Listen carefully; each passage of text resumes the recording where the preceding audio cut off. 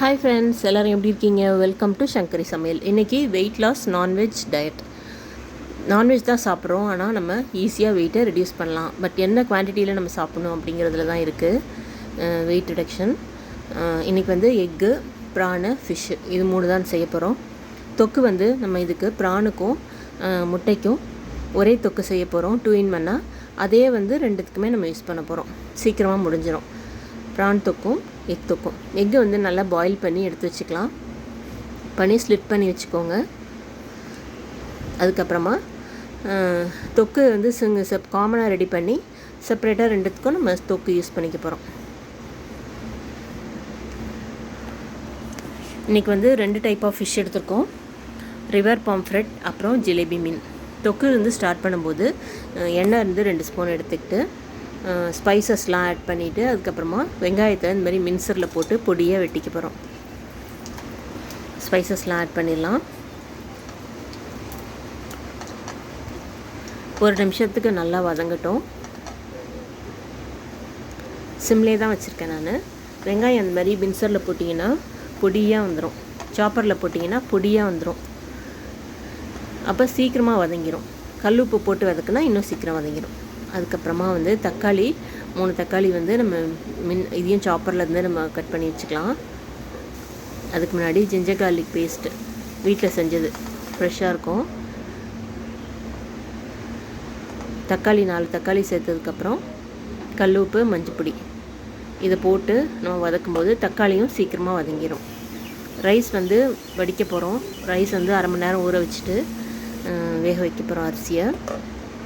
தக்காளி தொக்கு செய்யும்போது பச்சை மிளகா வந்து 4-5 இந்த மாதிரி பச்சையாக போட்டிங்கன்னா அதோட ஃப்ளேவர் ஃபுல்லாக அதில் இறங்கி சூப்பராக இருக்கும். ஸ்மெல்லே ரொம்ப நல்லாயிருக்கும், டேஸ்ட்டும் நல்லாயிருக்கும். பச்சை மிளகாய் இப்போ எந்த கலரில் இருக்குதுன்னு பாருங்கள். முடியும் போது பாருங்கள் என்ன கலரில் இருக்குன்னு. கொரியாண்டர் பவுடர், சாம்பார் பவுடர் இதெல்லாம் சேர்த்து கொஞ்சம் வதக்கிட்டு 1/2 டம்ளர் தண்ணி விட்டுக்கலாம். விட்டுட்டு மூடி வச்சுருங்க.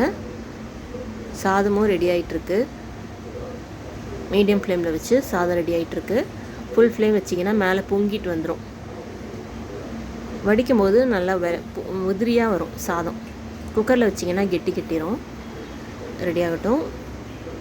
தொக்கு வந்து ஒரு 10 நிமிஷம் கழித்து திறந்து பார்த்தா பச்சை மிளகா பார்த்திங்களா கலர் அப்படி லைட்டாக மாறி இருக்குது பாருங்கள். அதோட டேஸ்ட் ஃபுல்லாக அதில் இறங்கியிருக்கும். காரம் அதோடய ஃப்ளேவர் எல்லாமே இறங்கியிருக்கும். சாதம் இந்த மாதிரி சைடில் துணி சப்போர்ட் கொடுத்து வடித்து வச்சுருங்க. ஒரு 5-10 நிமிஷம் வச்சுருந்தா போதும். அதுக்குள்ளே எல்லா தண்ணியும் வடிஞ்சிரும். இந்த தண்ணி உப்பு போட்டு குடிச்சிங்கன்னா நல்ல சம்மருக்கு நல்லா குளிர்ச்சியாக இருக்கும் வயிறுக்கு. ப்ரான் வந்து லீஷியஸில் தான் நான் ஆர்டர் பண்ணியிருந்தேன்.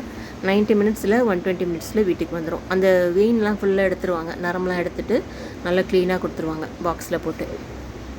இது வந்து மீடியம் சைஸ் ப்ரான். இது முட்டை வேக வச்சு ஸ்லிட் பண்ணி வச்சுக்கோங்க.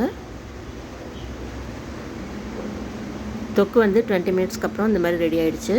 இதில் வந்து கொஞ்சம் தொக்கு வந்து நம்ம முட்டைக்காக எடுத்துக்கிறோம். மீதியை வந்து ப்ரானுக்கு யூஸ் பண்ணிக்கலாம். முட்டையை அதில் சேர்த்துட்டு முட்டையை லேசாக அங்கங்கே வெட்டி விட்டுட்டிங்கன்னா ஓப்பனாக இருக்கும் இல்லையா, அதில் வந்து இந்த மசாலா ஃபுல்லாக இறங்கி 2 நிமிஷம் வதங்கினா போதும். முட்டை மசாலாலாம் ஃபுல்லாக எக்கில் கோட்டிங் ஆகிடும். ப்ரானையும் அந்த தொக்கோடு சேர்த்துருவோம்.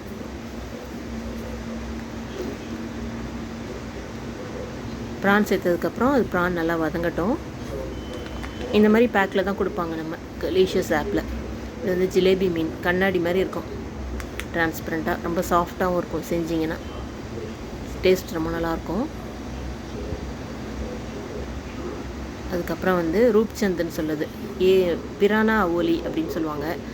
ரூப்சந்துன்னு சொல்லுவாங்க. இந்த மீன் வந்து இந்த மாதிரி பர்ஃபெக்டாக இருக்கும். ஸ்லைசஸ் கட் பண்ண ஸ்லைசஸ்.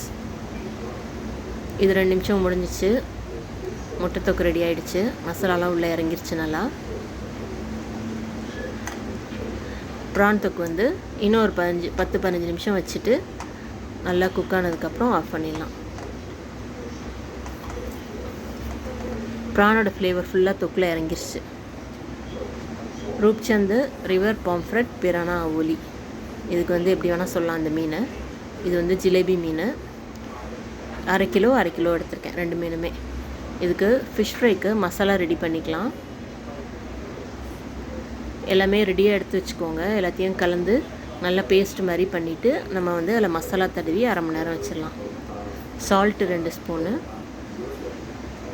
அரிசி மாவு 3 ஸ்பூனு, மல்லித்தூள் 3 spoon, sambar powder 2 spoon, ginger garlic paste வீட்டில் செஞ்சது 1 ஸ்பூன். அப்புறம் லெமன் வந்து ஒரு முழு லெமனை நல்லா ஸ்குவீஸ் பண்ணிக்கோங்க. இது நல்ல டேஸ்ட் கொடுக்கும், அதனால் லெமனை மிஸ் பண்ணாதீங்க. நல்லா கை வச்சு லம்ஸ் இல்லாமல் நல்லா பேஸ்ட் மாதிரி பண்ணிக்கோங்க. தண்ணி கூட சேர்த்து நீங்கள் நல்லா பேஸ்ட் மாதிரி பண்ணிக்கலாம். அரிசி பாருங்கள் சூப்பராக ரெடி ஆகிடுச்சு. சாதம் பொல பொலான்னு இருக்கு பார்த்தீங்களா, குக்கரில் இந்த மாதிரி வராது, நல்லா உதிரியாக வந்துடும் சாதம். பேஸ்ட் மாதிரி ரெடி ஆகிடுச்சு.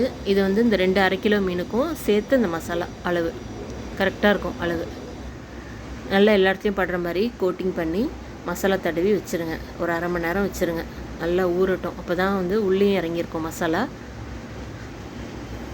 ப்ரான் தொக்கு வந்து முடிஞ்சிச்சு. 15 நிமிஷங்க அப்புறம் ப்ரான் தொக்கு ஆஃப் பண்ணியாச்சு. இந்த மாதிரி மீன் வந்து ஒரு 2 பீஸு, ப்ரான் வந்து ஒரு 100 கிராம் சாப்பிடுங்க. முட்டை வந்து ஒரு முட்டை எடுத்துக்கோங்க. இந்த மாதிரி லிமிட்டாக நம்ம வந்து எடுத்துக்கும் போது ரைஸ் வந்து விட்டுருங்க. நீங்கள் டயட் பண்ணணும், சீரியஸாக வெயிட் குறைக்கணும் அப்படின்னா ரைஸை கொஞ்சம் நாளைக்கு விட்டுட்டு இந்த மாதிரி ப்ரோட்டீன் டயட்டாக எடுத்து பாருங்கள். இந்த அளவு தான் நீங்கள் சாப்பிடணும். இதுக்கு மேலே சாப்பிட்டிங்கன்னா அப்புறம் டயட்டில் அர்த்தமே இல்லை. இந்த மாதிரி 2 சைடும் 3 நிமிஷம் வச்சு ஃப்ரை பண்ணி எடுத்துக்கலாம். போட்ட உடனே கொஞ்சம் அப்படியே நகர்த்தி விடணும் லேசாக, இல்லாட்டி கீழே போய் ஒட்டிச்சுன்னா மசாலா கோட்டிங் வந்து ஃபுல்லாக கடாயிலே ஒட்டிக்கும். கொஞ்சம் அங்கங்கே மசாலா ஒட்டலை அப்படின்னா நீங்கள் வேகும்போதே கொஞ்சம் மசாலா அப்ளை பண்ணி விட்டுருங்க, அது ஒட்டிக்கும். அதுக்கப்புறமா இந்த 2 ஃபிஷ்ஷுமே வந்து டேஸ்ட்டில் சூப்பராக இருக்கும், டவுட்டே இல்லை. முள்ளும் ரொம்ப கம்மி, அதனால் இந்த மாதிரி ஃபிஷ் வந்து நான் அடிக்கடி எடுப்பேன் பசங்களுக்காக. 2வது செட்டு வறுத்து எடுத்துக்கலாம். எவ்வளோ வேணுமோ அது மட்டும் நீங்கள் வறுத்து லிமிட்டாக வறுத்து எடுத்துக்கிட்டு மீதியை ஃப்ரிட்ஜில் வச்சுருங்க. மசாலா போட்டு ஃப்ரிட்ஜில் வச்சுருங்க. திரும்பும் போது மெதுவாக திருப்பினீங்கன்னா அந்த மசாலா வந்து பிய்யாமல் இருக்கும். நீங்களும் ட்ரை பண்ணி பாருங்கள் ஃப்ரெண்ட்ஸ். By, take care.